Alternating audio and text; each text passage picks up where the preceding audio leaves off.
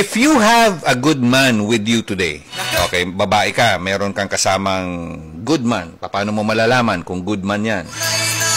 Eh, alam mo yan, masaya ka, hindi ka namumroblema, di ba? If you have a good man, hold on to him. Bakit? And when you say a good man, pag sinasabi natin good man, I don't mean a man who is perfect. Wala pong perfect, but a man na sumusubok, who tries. He is hardworking, masipag, will go above and beyond to make you happy. Gagawin na lahat para maging masaya ka lang.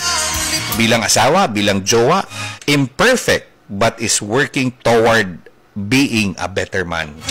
Malamang hindi pa siya okay ngayon, pero hindi siya tumitigil para maging mabuting lalaki para sa buhay mo.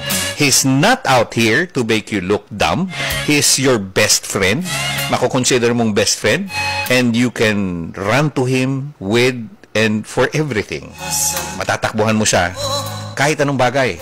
Kahit anong issue. Okay? Matutulungan ka niya. Okay? Pero hindi nangangahulugan na umaasa ka sa kanya. Yes. He is going to mess up here and there. Papalpak yan.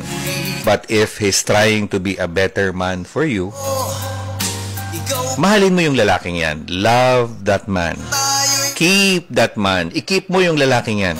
Celebrate that man because that man is hard to find.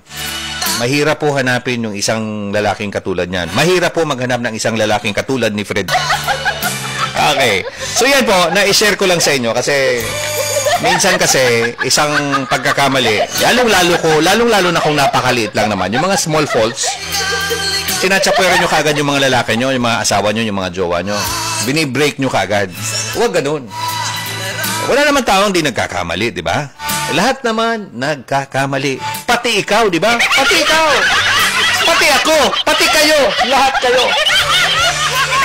Okay? So if you find that kind of man, keep him. Hold on to that man. Okay?